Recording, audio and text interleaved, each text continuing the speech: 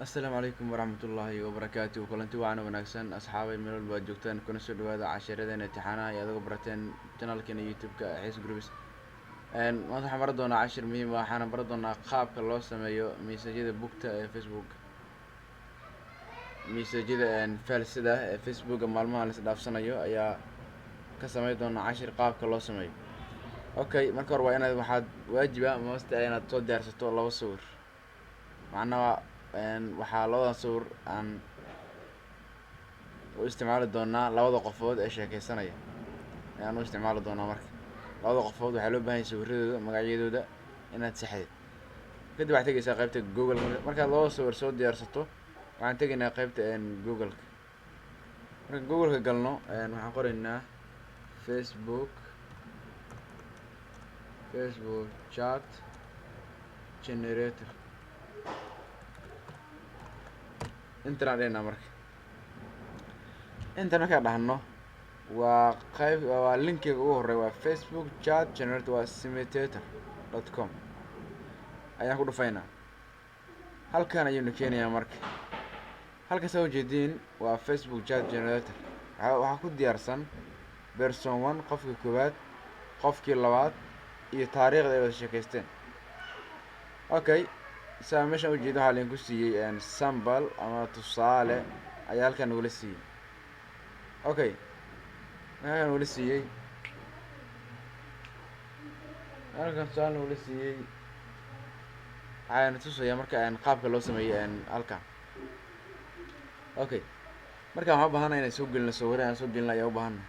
sidee marka aan sawir soo gelinaa waxaa u jeedaa profile photo waa qofkii koowaad aan ka dhiganaa marka hadda saa u jeedeen sawirada aan ku laabano waa xasan sheekh maxamuud iyo weliba farax murtiil ayaa sheekaysanaya marka. Okay, marka waa faham halkaa tagno marka halkaa tagno waa profile photo u jeedo waxaa leenahay upload. marka upload galo waxaa siinaa desktop-ka soo yaala desktop yaala waxaan soo gelinaa xasan sheekh waxaa magaca ku hormaraya farax murtiil soo gelinaa. Okay, markaan soo gelinay saa u jeedin waa soo galay waxaan tegaynaa person 2 ama qofka labaad waxaan soo gelaynaa xasan sheekh maxamuud ayaan soo gelaynaa isagana waa soo galay saa u jeedaan waxaan tegaynaa personal 1 waxaan qoraynaa magaciisa qofka waxaan qoraynaa farax murtiile. waqtigan waa muhiim waqtigaas ama clock ama waqtiga aad diraysiin inaad kala bedesho waa muhiim because haddii aad kala bedelin message dhan isku waqti oo noqdo waa fake waa la fahmaya inuu yahay messagekan fake inuu yahay la fahmaya. waxaan tegaynaa person 2 waxaan qoraynaa xasan sheekh maxamuud aan qoraynaa xasan sheekh maxamuud. Okay, waa qorno marka aan tegaynaa person 1 aan tegaynaa person 1 saacadda uu diray saacadda iska dhaaf waxaan qoray hadda message qoranaynaa wuxuu leeyahay marka fahmtile assalaamu calaykum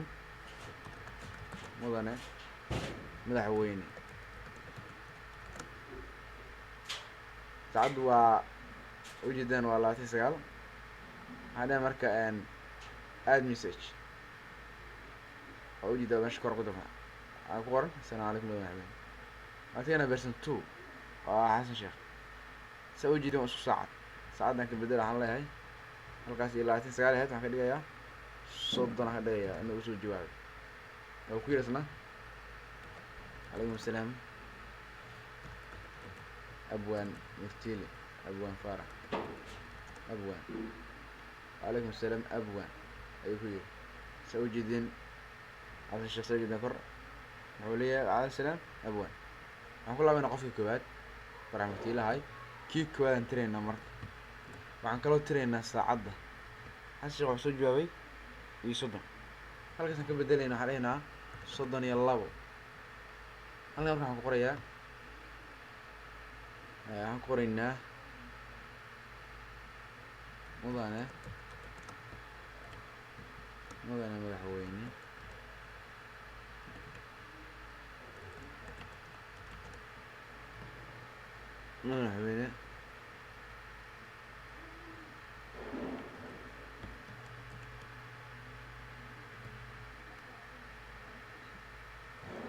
doorashada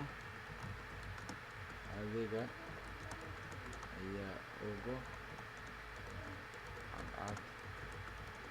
ayaan maqlay maxaa ka jira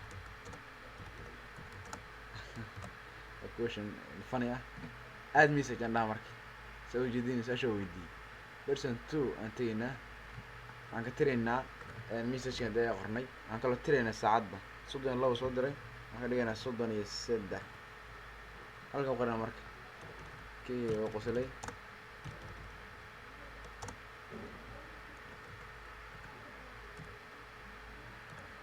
warkaa waxba kama jiraan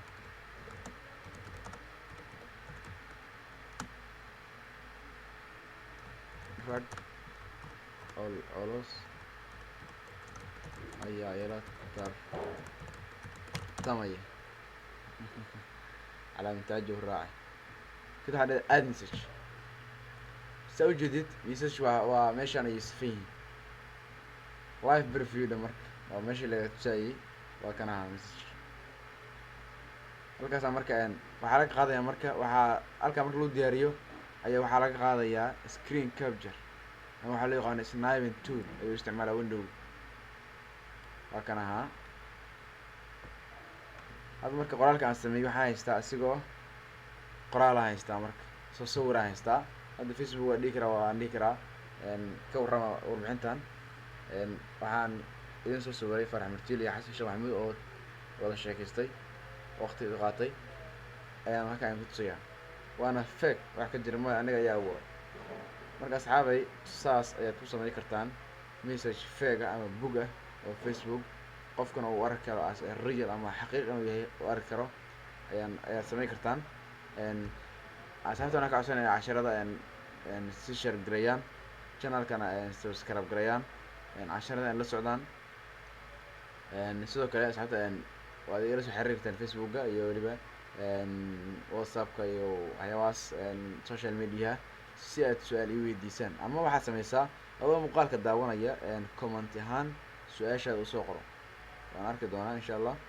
kadibna waan kaga soo jawaabi doonaa asalaamu calaykum waraxmatullaahi wabarakaatu